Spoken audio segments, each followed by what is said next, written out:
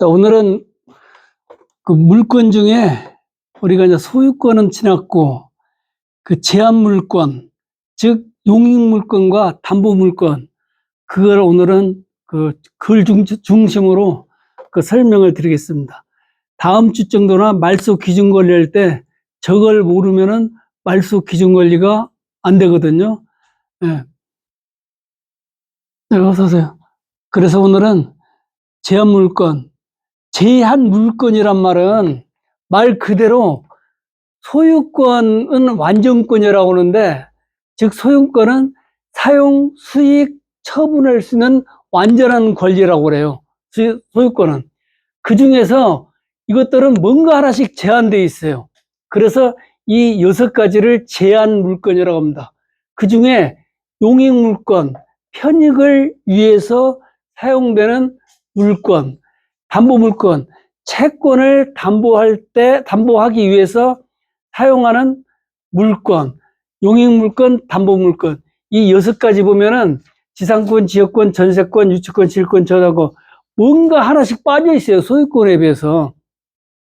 그래, 이걸 이해를 하셔야 그 말소 기준 권리, 그걸 다 완벽히 소화할 수가 있고, 그걸 완전히 아셔야 내가 인수하는 권리, 그 인수하는 권리, 그다음에 소멸하는 권리, 그런 걸 알 수가 있습니다. 그런데 이 짝의 물건이 그렇게 생각만큼 쉽지가 않아요. 여기는 간다는데, 이 지상권만 하더라도 이 그 관습법상 인정되는 법정지상권, 또 법정지상권, 이런 것들이 상당히 많고, 또 최근에 변화가 많이 있어가지고 굉장히 좀 복잡합니다. 오늘은 아마 용익물권 정도를 끝나고 담보물권은 다 못 끝낼 겁니다, 아마.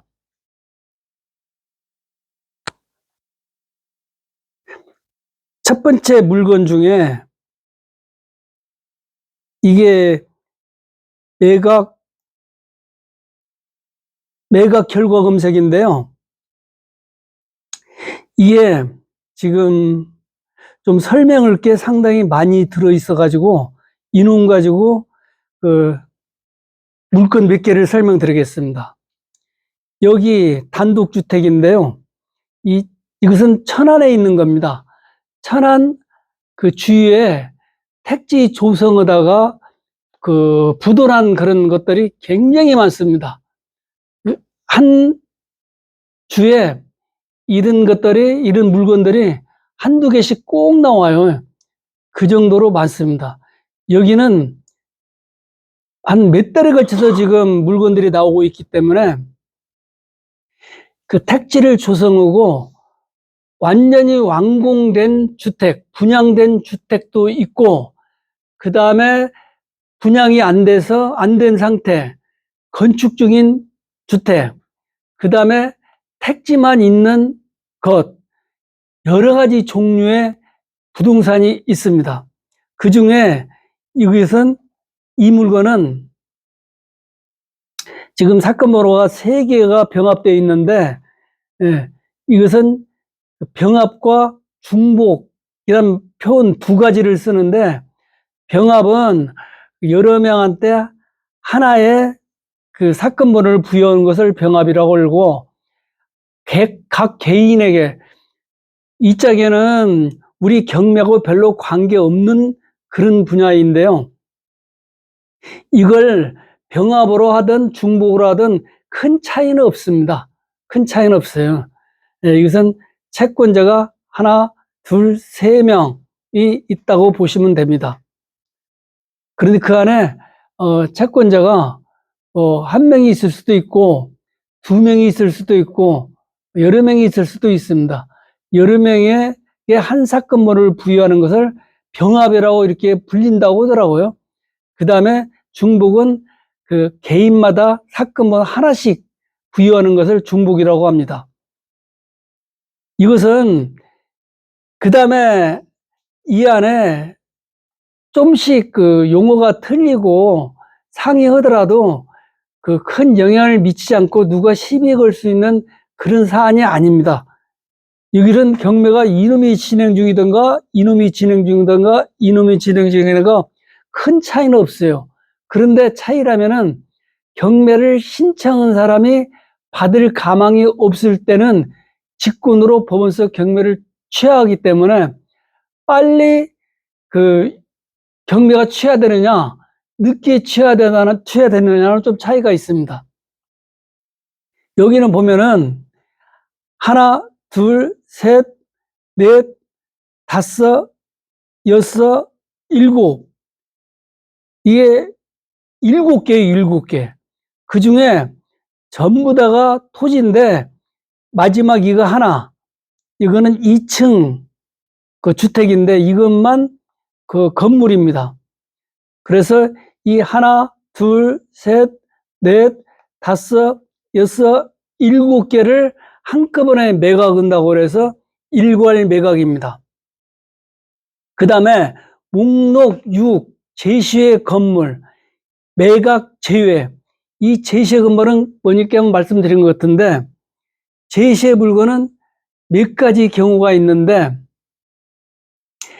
저당권 설정을 당시에 그 포함시키지 않는 건물이랄지 수목도 있고 그 다음에 그 저당권 설정을 후에 그 토지 위에 건물을 설치했거나 수목을 식재한 경우가 있고 그 다음에 그 저당권 설정 후에 건물을 건축하거나 식재한 경우에도 두 가지로 나눌 수가 있어요.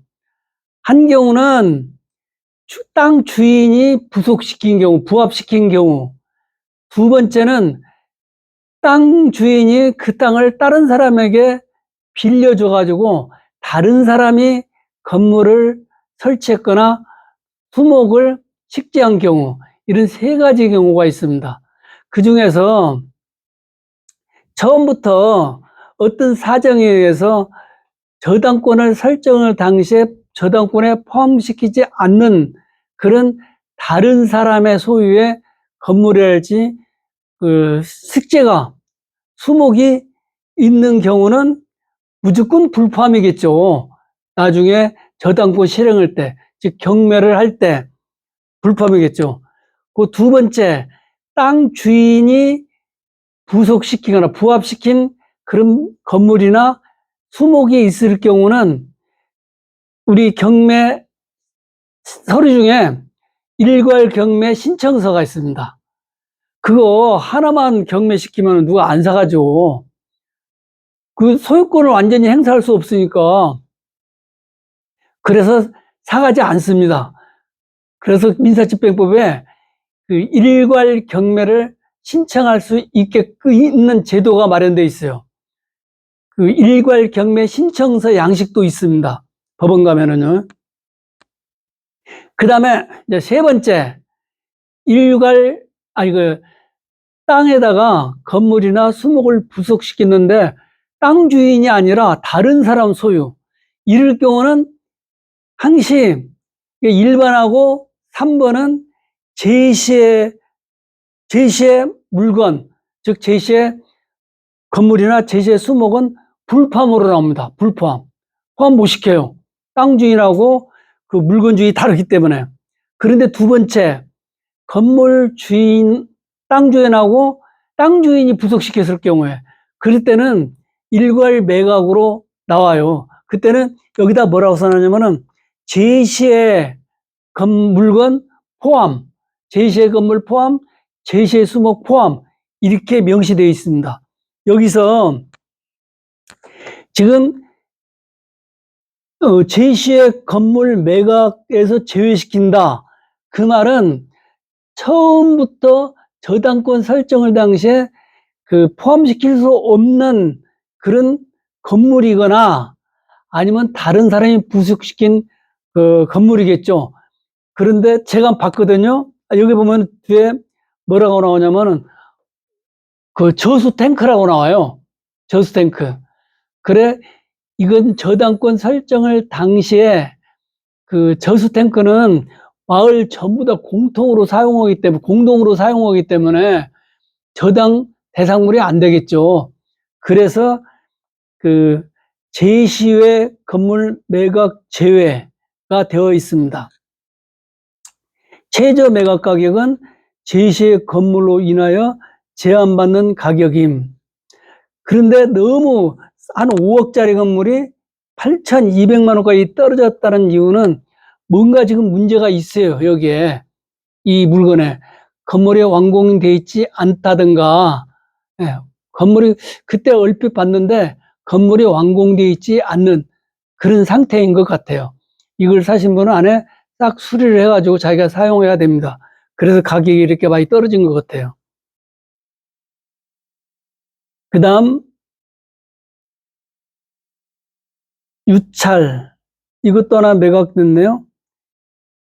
과수원, 농취증, 이것도 15억으로 평가된 이유가, 물론 땅도 2만 평방미터 크지만은 보니까 여기도 토지 조성을 위한 공사가 일부 진행했다. 그런 거 보니까 지목은 과수원이나 현재는 그 지목 변경, 그 농지 전용 허가를 받고 그 형질 변경 작업하는 도중에 이것도 부도가 난 것 같습니다. 그래서 그 15억, 이것도 그 반토막 났네요. 반토막. 그런 반토막 났다는 얘기는 2번 유찰됐다는 얘기죠. 서울은 20%씩 가감되지만은 서울 이외의 지방은 30%씩 가감됩니다. 30%. 그래서 2번 유찰되면은 딱 49%가 됩니다. 이게 그 정도 된 것 같아요. 그런데 어떤 분이 10억 주고 사가셨네요. 그래서 돈이 돈 법니다. 네. 우리 뭐 아파트 그 2억짜리 사서 한번 굴러봐야 그거 1천밖에 안 남아요. 안 나와요. 그런데 10억짜리, 20억짜리, 30억짜리 그런 아파트는 한번 뒹굴면은 최소한도 5억 이상 남습니다. 5억 이상 남아요. 이 땅도 마찬가지예요. 예. 우리 서민들은 전부 다가 적은 땅들을 살 수밖에 없으니까, 즉 수요자가 많으니까 그 가격이 높이 평가되죠. 그런데 큰 땅들은 수요자가 없기 때문에 그 가격이 한 서너 번 유찰돼 가지고 그 갭이 굉장히 커집니다. 그래서 돈 있는 사람이 돈 번다. 예. 그건 옛날이나 지금이나 변함없는 진리 같습니다. 옛날에 딱 지금이 춘궁이 있던데, 예전에도요, 어느 정도의 농지를 가진 사람은 몇 년 지나면은 그 사람 앞으로 농지가 싹 몰립니다. 이 춘궁기에 먹을 게 없으니까 그 소작농들은 그 집 가서 쌀 한 가마 빌려가지고 거기다 온갖 고구마, 감자를 섞어서 몇 달을 버티는 거죠. 그리고 가을에 추서면은 딱 2가마를 줘야 됩니다. 1년 후에 줄 때 2가마를 줘야 돼요, 가을에. 예. 그 다음에 없던 쌀이 어디서 생기겠어요? 그럼 또 빌려야 돼요.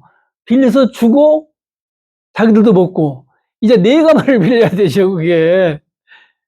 그러면은 또 그 다음에 이제 8가마를 빌려야 되는 불상사가 벌어져요.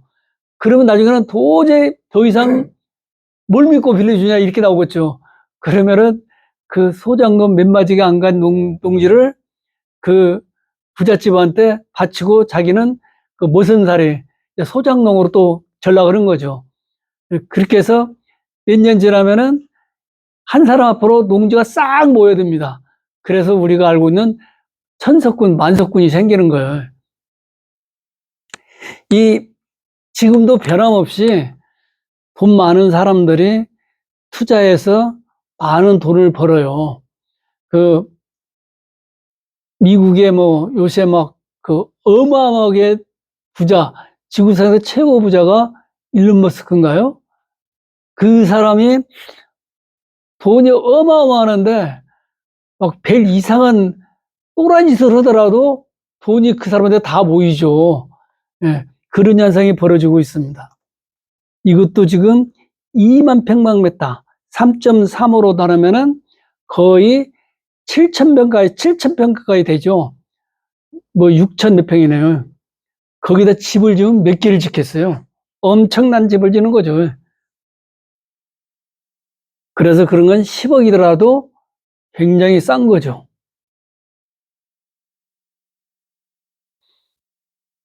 그 다음에 상가.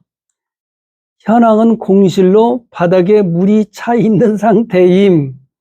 예, 상당히 커요. 물이고요. 지하. 그런데 우선은 상가가 지금 그 경제 사정이 안 좋고 온라인이 득세하는 바람에 상가가 그 불패할 것 같은 백화점, 큰 대형 마트 이런 것도 지금 전부 다가 아주 힘들어하고 있죠. 일부는 문 닫고 그런 데도 많습니다. 그런데 무슨 일반 상가들은 버텨나겠어요? 자기가 노하우가 있고 자기한테 기술이 있는 사람은 버티겠죠. 그런데 그걸 투자의 목적으로 그 구입 오신 분들은 이전하기도 힘들고 있습니다. 지금은. 이게 그 온라인 때문에 그럽니다. 온라인. 뭐, 그 쿠팡이니 뭐, 11번가니 또 뭐가 있죠? 네? 테무는 그 해외 직구죠. 해외 중국 거죠. 네. 그 우리나라 것도 11번가, 지마켓, 쿠팡 이런 데서 뭐 오전에 그 신청하면 오후에 갖다 주는데요, 뭐. 가격은 또 최저가 골라서 또 살 수가 있고. 그러니 마트가 버텨나겠어요, 그게. 그렇 지금은 일부 상가들은 아예 다 문 닫았습니다. 그래, 우리 그 옛날에 뭐 전자 그 제품이랄지 그런 건 인터넷 아니면 구할 수가 없어요. 그 가격 없어요, 아예. 딱 문 닫았습니다. 인터넷으로 구입하면은 뭐 저렴한 가격에 하루 늦어도 이틀 내에 딱 그 배달해 주니까 누가 그 실제로 마을에 있다도 사러 다니지 않습니다. 그래서 마을에 있는 상가들이 싹 문 닫는 거죠. 심지어는 뭐 해외 직구도 해외에서 물건 파는 것도 그 지금 그 선전에 많이 나온 그 태문가 거기는 뭐 어마어마하게 싼 가격에 팔잖아요. 그것은 전부 다가 자기 시장 넓히려고 합니다. 엄청나게 자본력이 큰 중국 그 법인에서 자기 자본 시장을 키워가지고 나중에 그게 가치, 자기 재산 가치니까, 예, 다른 데그 팔으려고. 근데 사람들이 그렇게 공짜로 주다시피 해도 많이 안 사는가 보더라고요. 그러고 좀 힘들었나 봐요, 거기도. 저도 그때 어디 갔더니 그 인터넷에 그 카카오 가입을 하면은 그 3만 원인가 4만 원짜리 모자를 그냥 공짜로 준다는 거예요. 따놓고 그따가 가입만 하면 준다는 거예요. 그래서 아니 공짜잖아요 그거. 그래 가입하고 하나 받았어요. 아니 그랬더니 그 며칠 후부터 어떻게 문자가 왔었는데 지워지지도 않아요. 그것도 문자가 와가지고 상품 그 소개가 오는 거예요. 그래 함부로 그 공짜라고 받으면 안 되겠더라고요. 이 상가는 우리 경매가 장점 중에 몇 개 장점이 있어요. 법원 경매로 사시면은 장점이 있는데 이 상가도 우리가 밖에서 일반 매매에 의해서 즉 그 법률에 의해서 상가를 구입할 때는 그 전유 부분 아니 그 집합 건물은 전유 부분과 자기 전유 부분과 상가와 건물 부분과 그 다음에 대지권이 있잖아요. 그 두 개를 나눠 가지고 건물 가격의 10%를 부가가치세로 내야 됩니다. 그래서 계약서 쓸 때 그 매도인이 계약서에다가 부가가치 10%는 별도 이걸 기재해가지고 매수인한테 부가가치세 10%를 받아가지고 매도인이 세무서에 내줘야 돼요. 그러면 이제 그 매수인은 그 자기한테 이전하고 그 세무서에 환급 신청을 하면 세무서 10%를 내줍니다. 그런데 이 경매로 사면은 그런 게 면제돼요. 이 상가를 하더라도 부가가치 10% 내지 않아도 됩니다. 내지 않아도 돼요. 그런 또 장점이 있고 여러 가지 장점이 있습니다.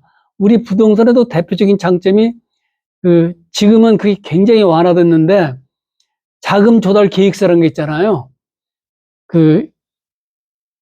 12억 넘거나 그다음에 그 투기 과열 지역이나 또 그럴 염려가 있는 무슨 지역이죠?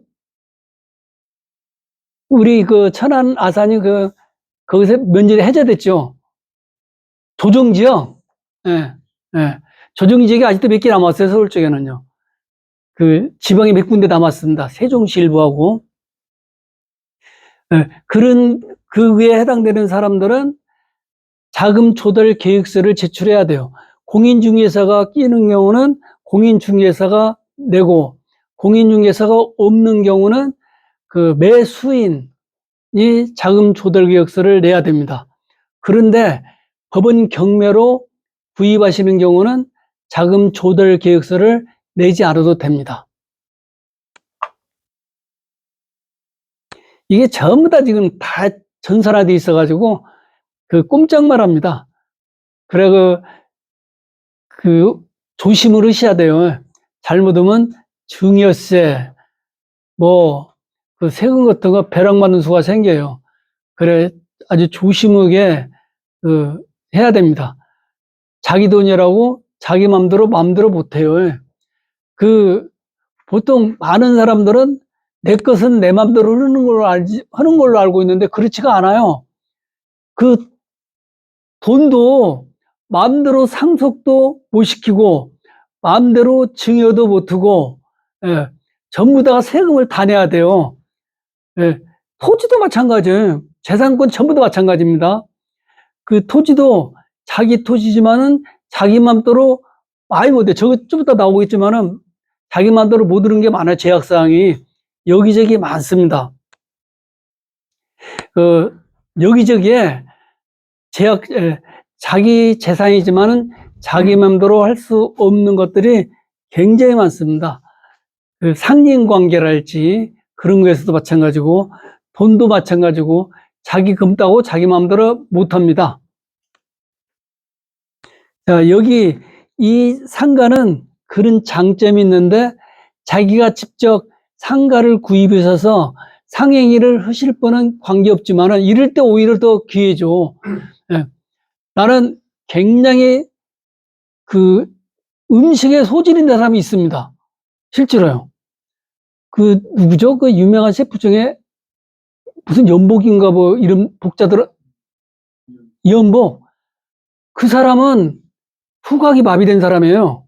냄새를 못 맡아요. 그런데 그 사람 음식 먹으려면 오래 기다려야 돼요. 몇 달 전에 예약해야 돼요. 그 사람은 특별한 재능이 있는 거죠. 어릴 때 후각을 상실해가지고 냄새를 못 맡는답니다. 아니, 냄새를 못 맡으면 도대체 음식은 맛과 향이 반반일 텐데. 그런데 솜씨가 좋으니까 냄새 안 맡는 거예요, 그냥 만드는 거예요, 그냥. 그래도 기가 막히게 맛있는 거잖아요. 그런 재능이 있는 사람은 이른 기회에 저렴하게 상가를 구입하셔가지고, 임대료만 가지면은, 보증금하고 임대료만 가지면 상가를 구입할 정도로 상가가 가격이 형편없이 돼버렸습니다. 이거 보다시피 지금 146평방미터. 그러면 이게 한 40평 되잖아요.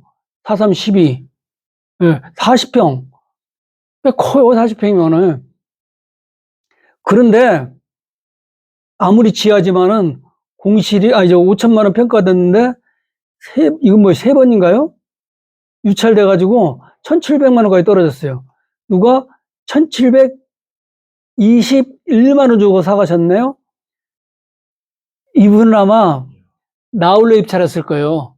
근데 혹시나 나 같으면 1,750만 원 주고, 15만 원 주고 썼을 텐데, 이분은 혹시나 해서 몇만 원 더 썼습니다. 근데 나홀로 입찰했을 거야, 아마.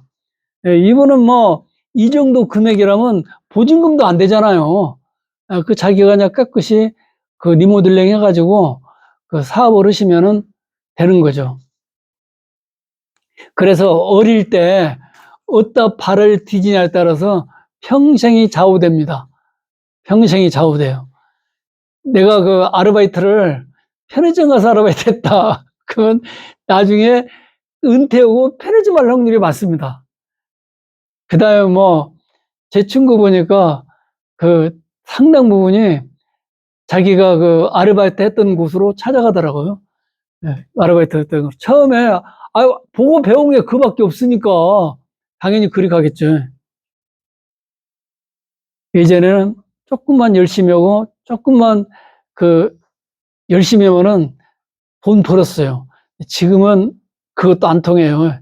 창의력도 있어야 되고, 경쟁도 심해져가지고, 경쟁이 힘듭니다. 또 뭐, 부모로부터 당연히 집안채 정도는 물려받으니까 요새들은, 그래 열심히 공부하고 막 열심히 일을 필요 없죠, 뭐. 자, 그 다음에 단독주택.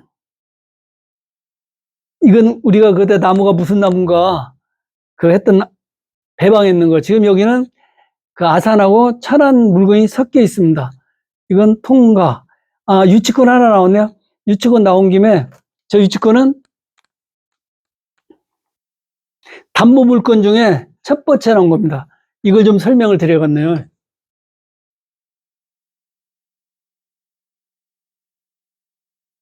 자, 유치권은 이 교재 가지고 설명을 드리겠습니다.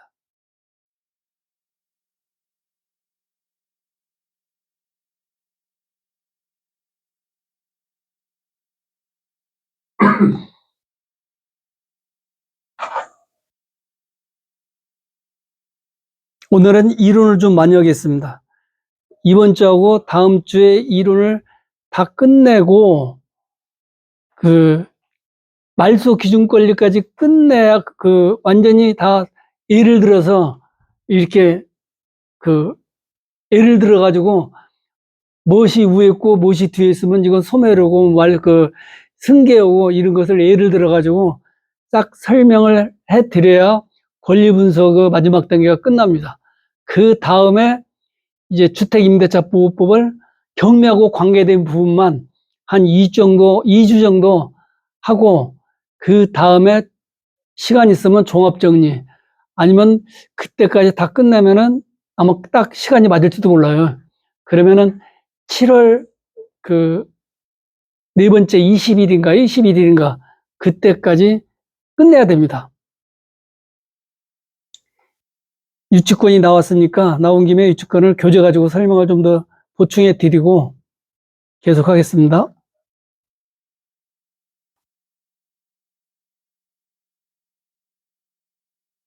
담보물건 중에 이 총론, 총설, 이거는 전문적으로 공부한 사람한테 필요고 우리한테는 필요가 없습니다.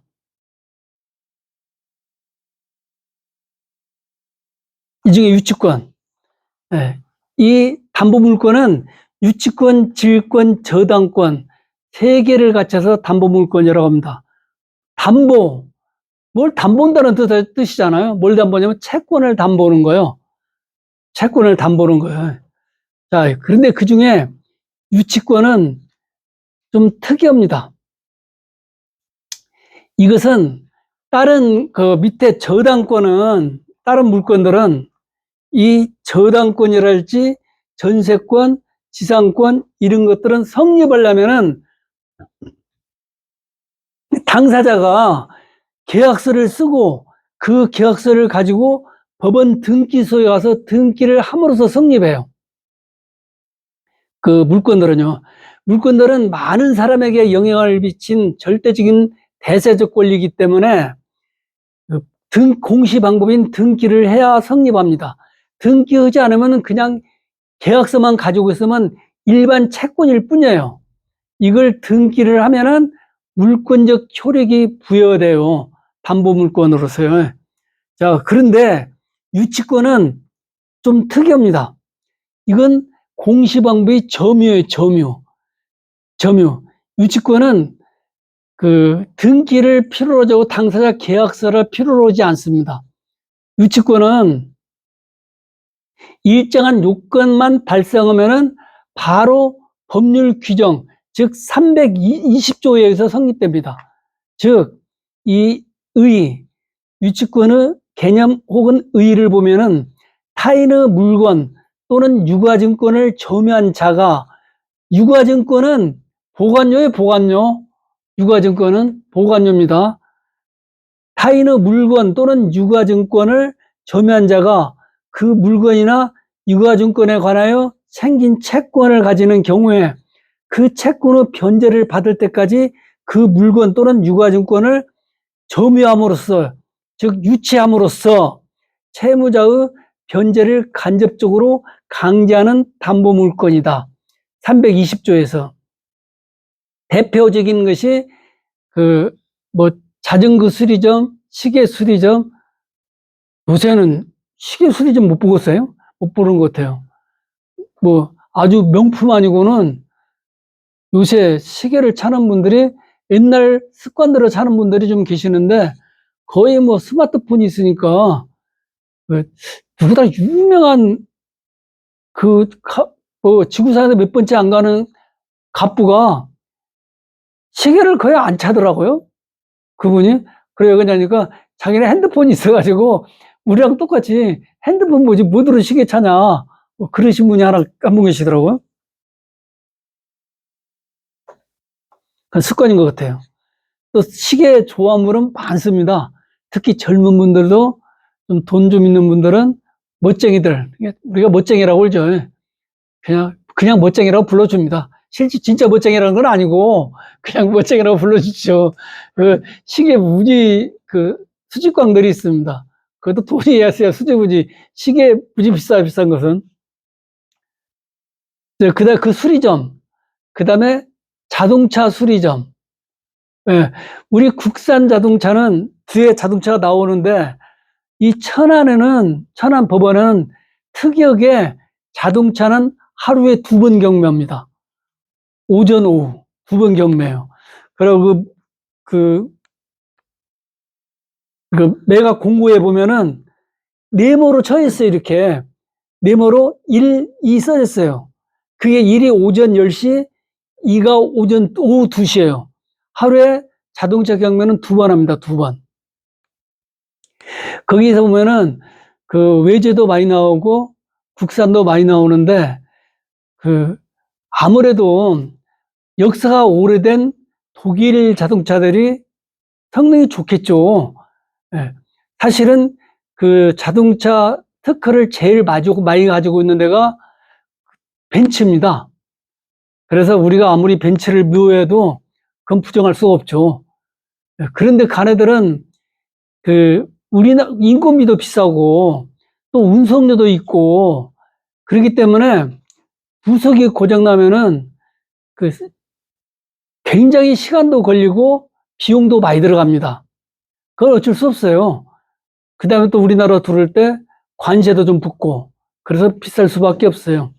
성능은 제가 볼 때 그렇게 차이 나지는 않은 것 같아요. 왜냐면 어차피 특허를 대부분이 벤츠에서 많이 가지고 있어요.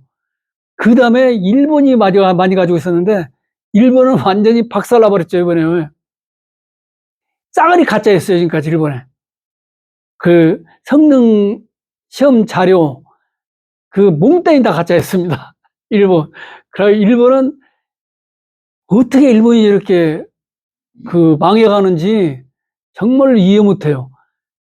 보니까 시험 성적까지 가짜로 꾸몄더라고요. 이번에 밝혀졌어요. 예전에도 한번 그런 일이 있어가지고 난리가 났죠, 일본 자동차가. 그런데 이번에 보니까 이것저것 할 것 없이 일본 자동차 전체가 그런 부정행위를 했더라고요. 그래가지고 뭐, 그 오너들이 나와서 막 그 사과를 울더라고요. TV 보니까. 깜짝 놀랐어요. 그 일본 하면은 장인정신, 그 다음에 기술력, 이랬는데, 알고 보니까 전부 다 허당이었어요, 이게. 허당이었어요, 허당. 예. 그래, 우리나라는 진실이거든요. 안 좋으면 안 좋은 대로. 그냥, 그렇게 파는 거예요, 그냥.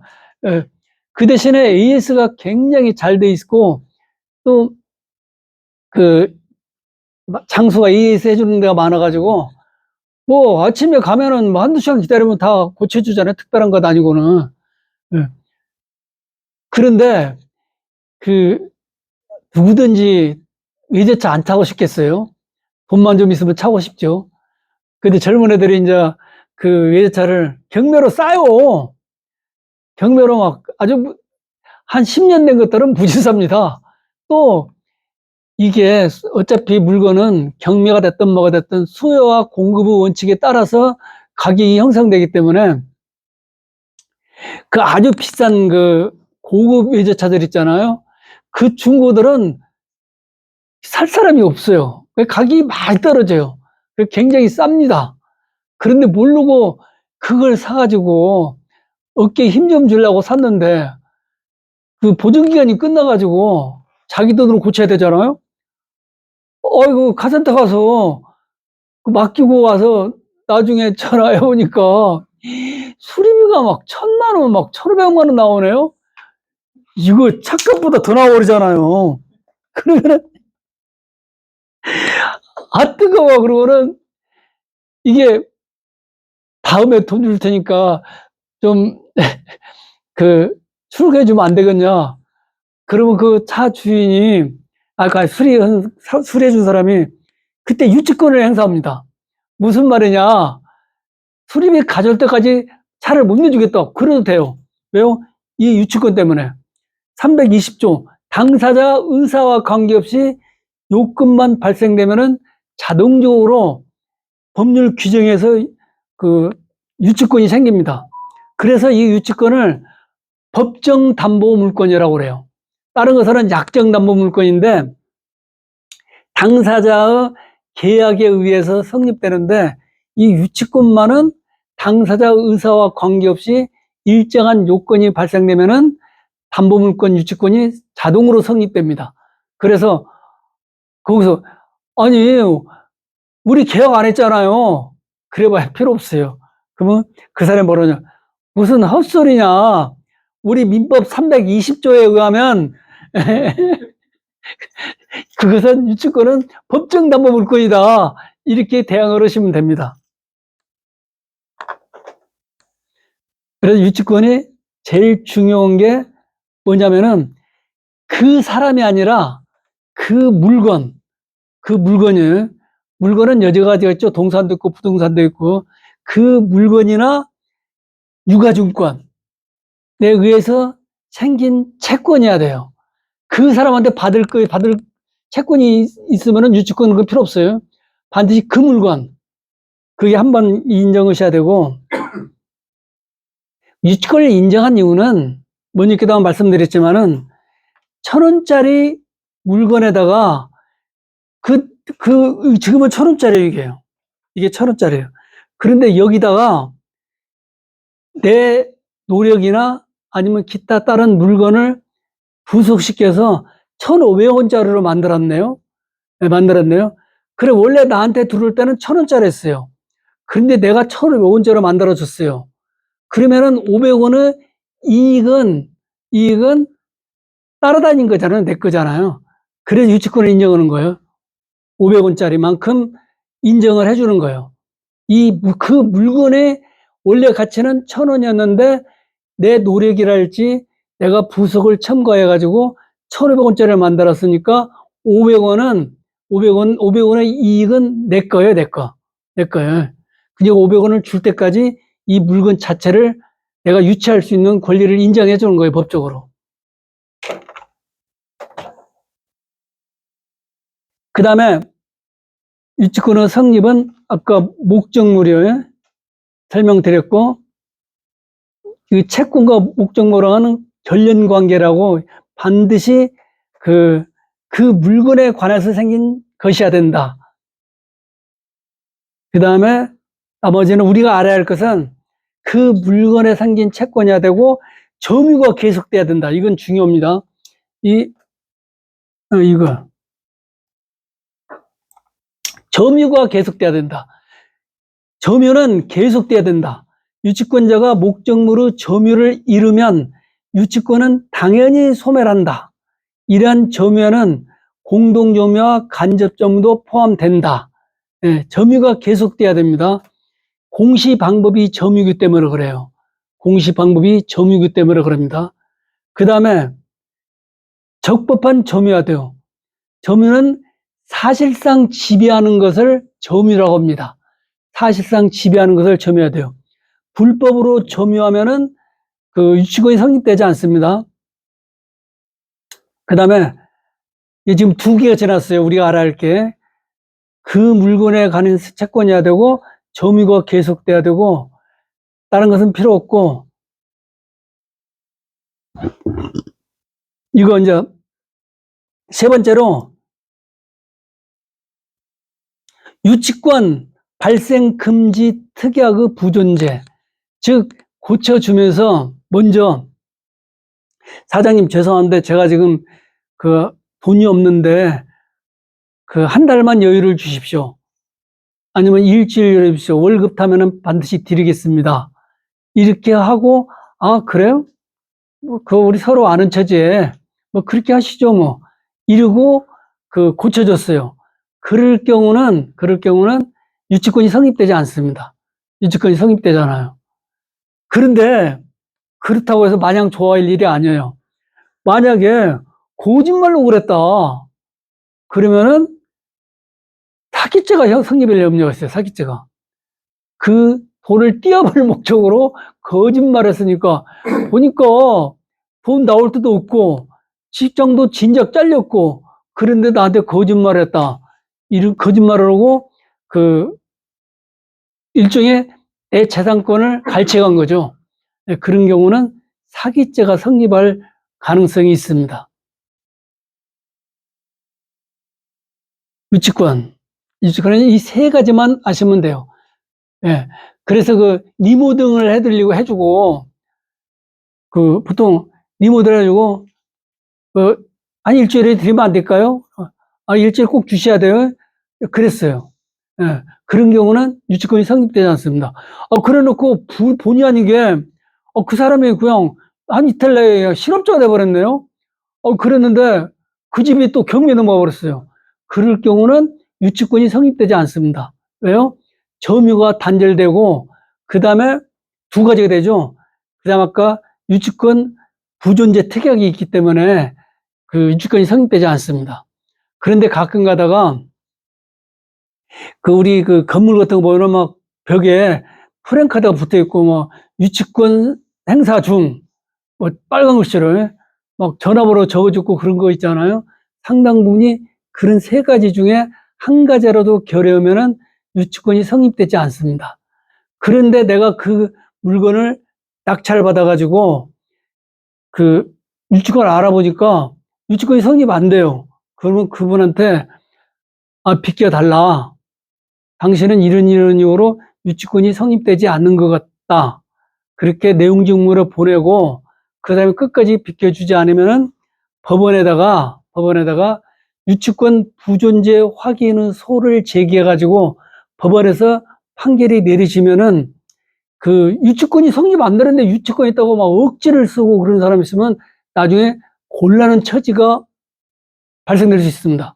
무슨 말이냐면은 유치권이 성립되지 않으면서도 유치권을 주장했던 사람이 나중에 말도 안 돼요. 하여튼 그 사람한테 돈 받을 거 있다고 막 그 건물을 점거하고 비워주지 않고 이런 경우는 그 영업방해가 성립될 수도 있습니다.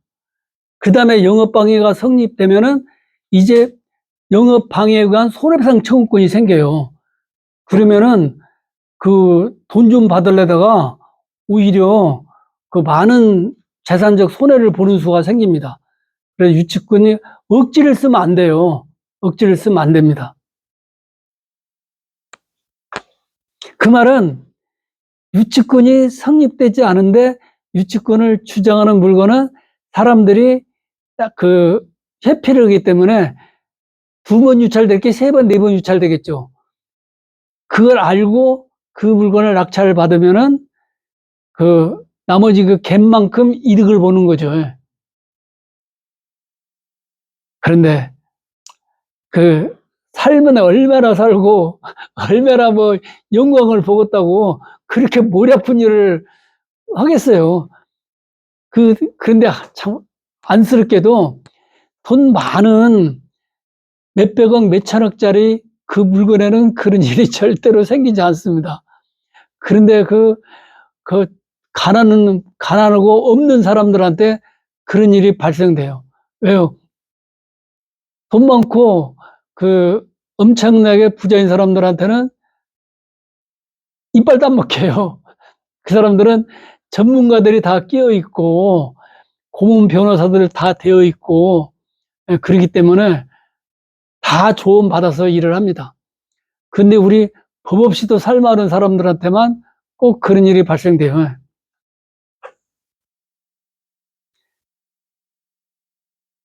그 다음에 유치권에서 이건 안 하려다가 지금 해드리는데요.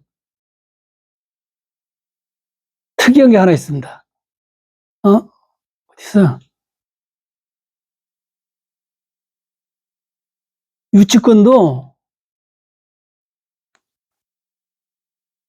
유치권 소멸, 경매, 청구권.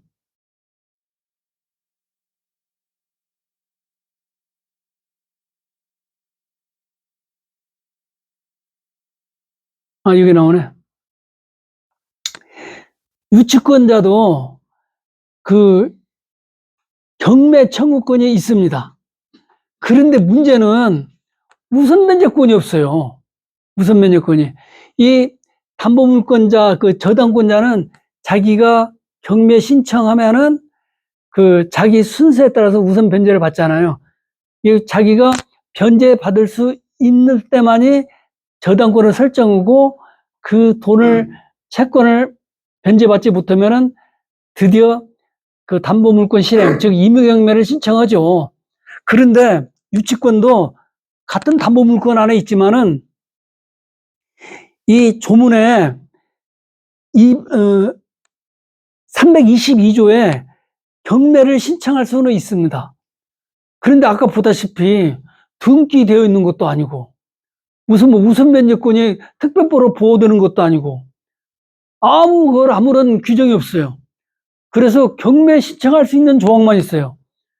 경매 신청할 수 해가지고 우선 면제권이 없어 잘못하면은 그 물건을 누가 사와버리면은 낙찰 받아가면은 유치권이 없어져 버리잖아요, 이제요. 그래 꽝인 경우가 있습니다. 그런데 어떤 때 경매를 신청하냐면은 밑에 보면은 유치권자에게 원칙적으로 우선 변제권이 없지만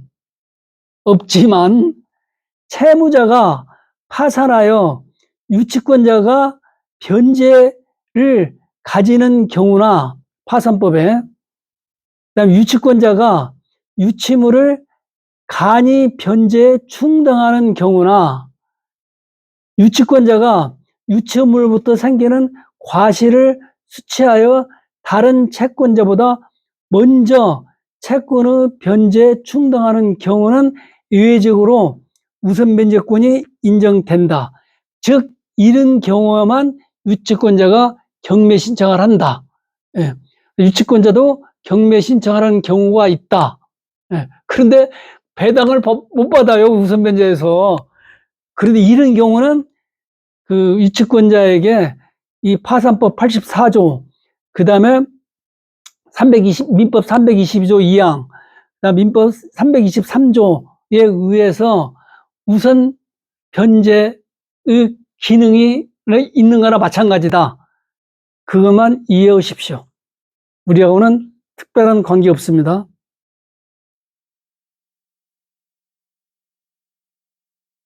유치권은 이 정도로 정리를 해드리고요.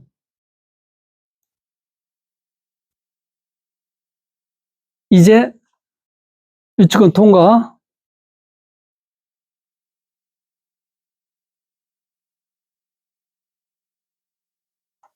이 물건 자체가 마음에 안 들어서 사람들이 안 산 거예요. 권리에 문제가 있는 거라.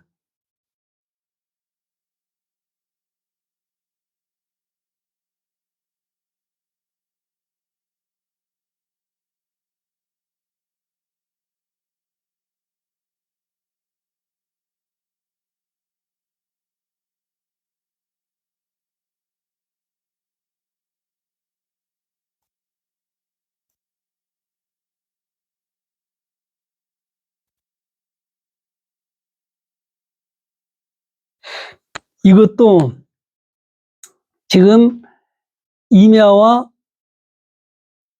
전답을 택지로 변경하기 위해서 그 택지로 좀 지목 변경하는 과정에서 부도가 난 것 같습니다. 일괄매각, 제시의 건물 매각에서 제외,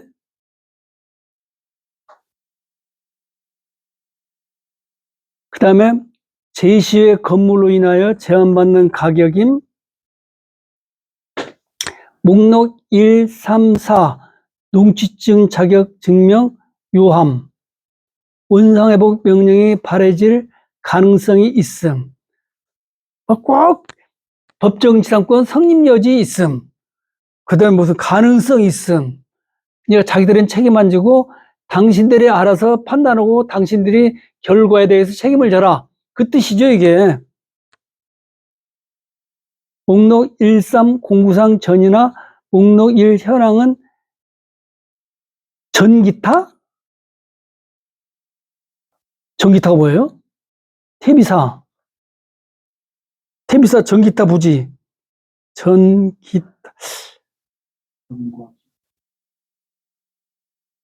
전기타 부지로. 예, 전하고 기타하고 띄어 쓴 거예요, 이게? 예, 바다고 기타 부지. 즉, 기타는 태비사 부지. 태비를 쌓아놨다 그 말인가요? 한자로 써놓든지, 아니면 좀 풀어 쉬운 말로 써놓든지. 한때 법률 용어를 쉬운 우리말로 고치는 작업을 진행하다가 요새는 또 안 하더라고요. 이것들이 전부 다가 그 로마에서 만들어진 것들이 독일, 프랑스를 거쳐서 또 그 말을 일본 사람들이 번역해 놓고, 그 다음 우리가 그 한일합방 돼가지고 그 일본 법을 사용했잖아요. 그러다 보니까 일본서 번역할 때 한자로 번역을 했습니다. 그 일본 가나카다나 히라카다는 번역 자체가 불가능해요. 일본 사람들한테 굉장히 서운하겠지만은 말장에 쓸모없는 글자가 히라카나 가나카나입니다. 그 다음에 또 그 다음 말장에 쓸모없는 게 그 한학자들이 들으면 굉장히 기분 나쁘겠지만은 중국말이에요. 중국말은 죽을 때까지 다 그 못입니다. 지금도 자꾸 만들어지고 있어요. 그다음부터 우리나라 성도 만듭니다. 그 한자는. 자기 아들을 이름을 줬는데 이 이름이 참 마음에 들어요. 근데 한자 획수를 계산해 보니까 이게 숫자가 좀 마음에 안 들어요.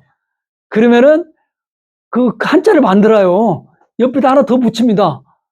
뭐 사람자를 붙인다든가 아니면 무슨 뭐 일자, 햇빛을 붙인다든가 그렇게 붙여가지고 그럴싸한 문자를 만들어요.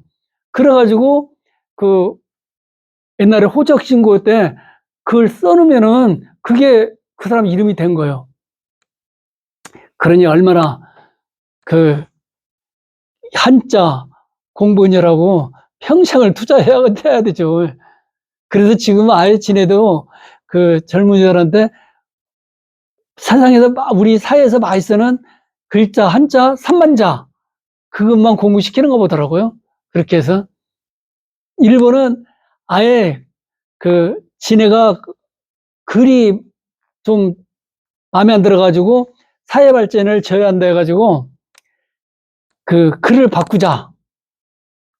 그 프랑스어로 바꾸던가 영어로 바꾸던가 독일어로 바꾸자. 그랬는데 못 바꿨습니다. 그 일본 사람들이 발음을 잘 못해요. 그 문자가 시원찮아가지고 그 글도 시원찮고 말도 시원찮아가지고 발음을 못합니다. 받침 발음을 못해요. 그리고 대표적인 김치잖아요. 우리는 김치 발음 다 오잖아요. 근데 가네들은 밑에 미음을 발음 못해요. 그럼 연서로 써요. 김치 그렇게 써요. 그러니 그 뭐 되겠어요? 그래 포기했어요, 가네들. 제가 볼 때는 앞으로 100년 내에 일본은 우리말을 쓴다. 한국말을, 한글을 일본어 대체로 쓴다. 그렇게 내게도 좋습니다. 100년 내에. 지금 일본의 젊은 애들이, 중고등학생들이, 국민학생을 중고등학생들이 그 한글을 상당히 많이 안답니다. 상당히 많이 알고 있대요. 문화가 침투해가지고, 예, 가네들이 막 배우고, 꼭 저랑 똑같아요. 우리 어릴 때 팝송 배운다고 영어 밑에다가 한글로 쓰잖아요. 그럼 그 놈으로 있잖아요. 그럴 때. 똑같습니다.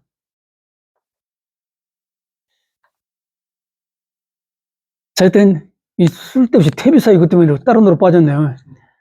목록 3, 현황은 일부 도로로 각 이용 중임. 이거 보다시피 임야, 임야, 전. 예, 이게 굉장히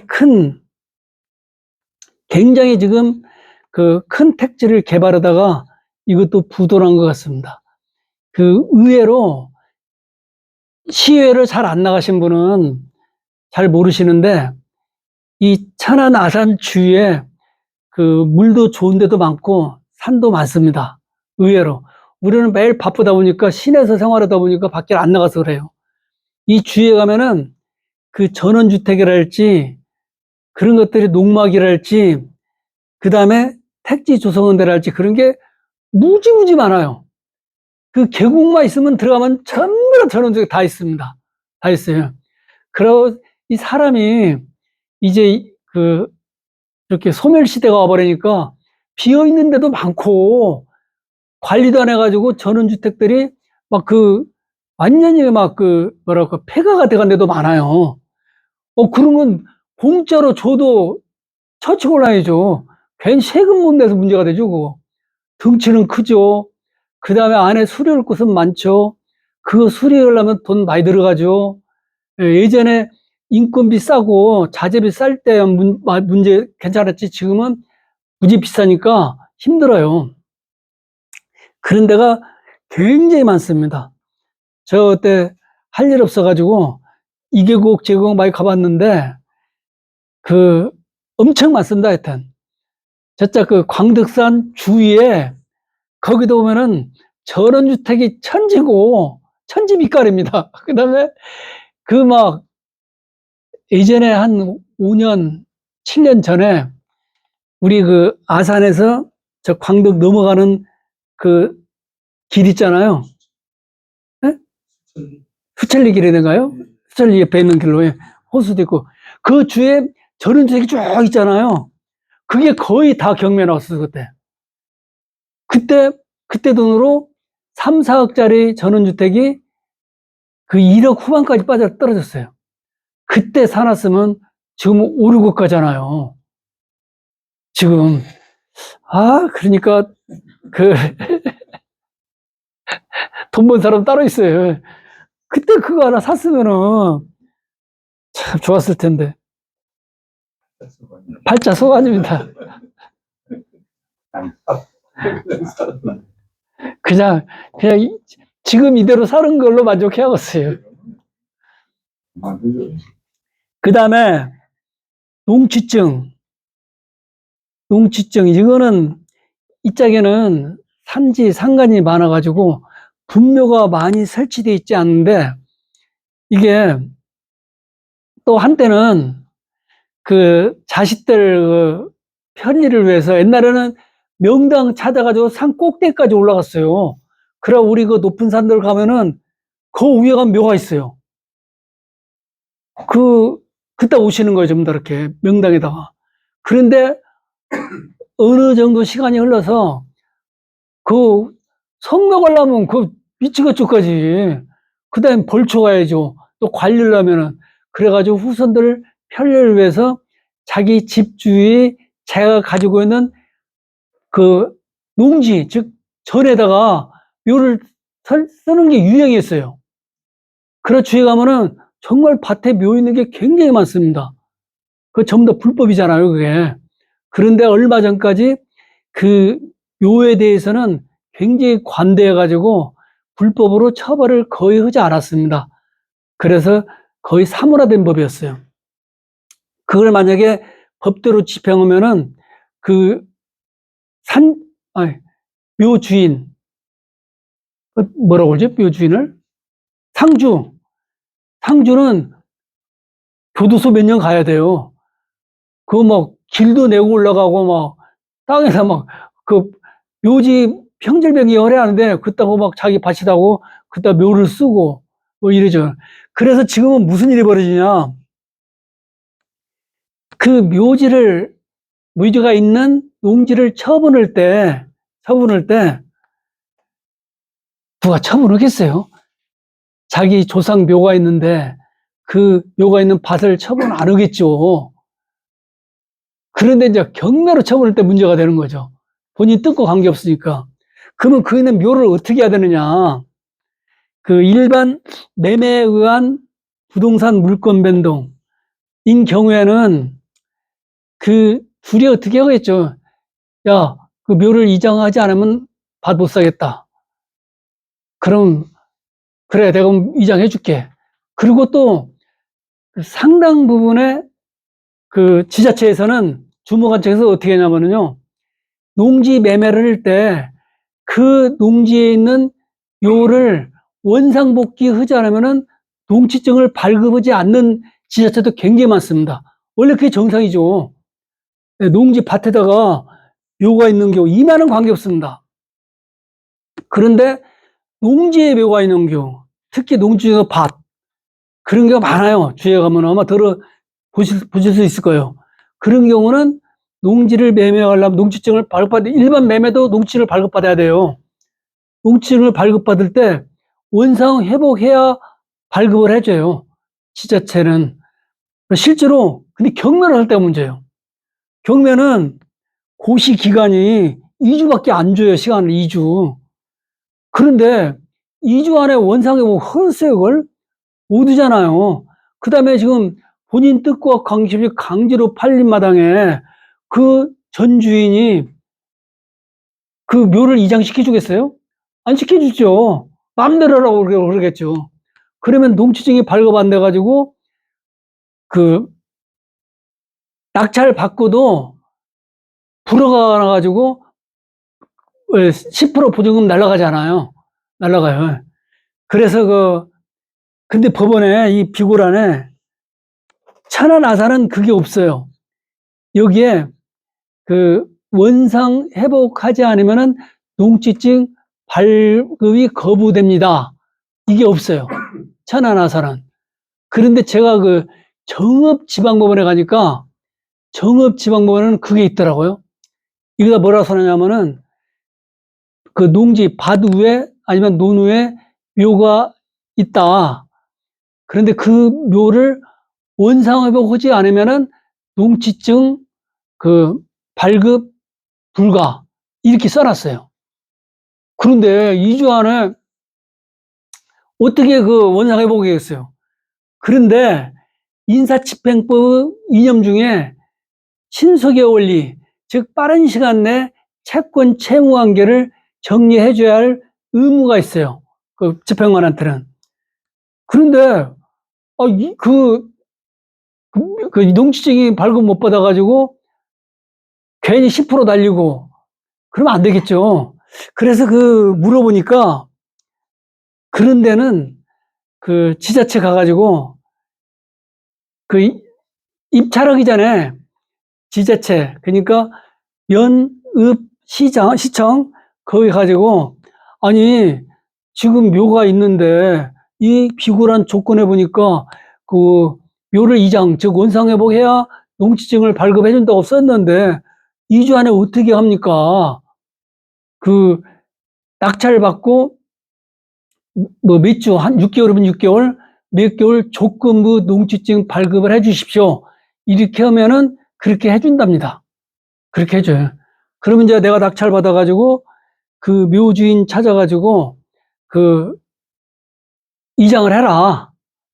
예, 보통 그 사회관례상 이장을 할 경우는 일정의 이장비를 주는가 보더라고요. 그때 누구한테 물어보니까 저는 안 해봐서 모르겠는데 어떤 분이 그러더라고요. 2, 300을 준다고 그래요. 2, 300을 줘야 한다고 그래요. 근데 국가는 좀 더 많이 주는가 보더라고요. 그 주고 좀 이장해달라. 이렇게 해서 이장을 하는가 봐요. 그런데 만약에 이장을 안 해준다 그래도 그러면 소송을 걸면 됩니다. 그럴 때는요. 소송을 걸면은 그 아까 농지증 그 아이들 불어가 농지증을 발급 못 받아가지고 조건부 농지증을 발급했는데 그때까지 농지증을 발급 못 받았으니까 그 원상회복 즉 농지증 취하를 시킨다 이렇게 나오겠죠.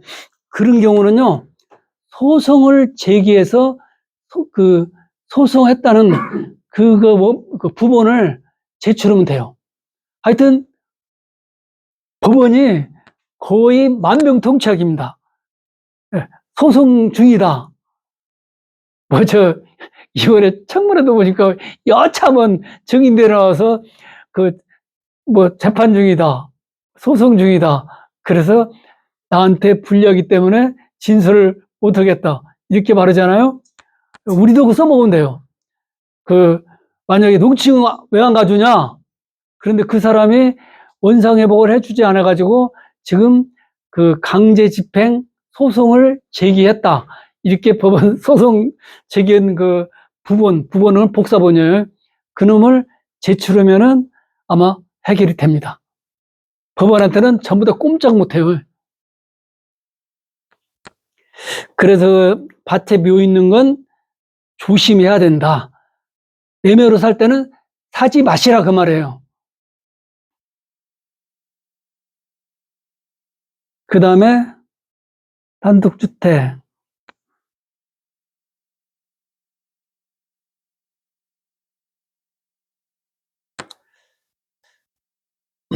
분묘가 나오는 김에 한 10분 쉬었다 분묘 기준권에 관해서 이 교재 가지고 자세히 설명드리겠습니다.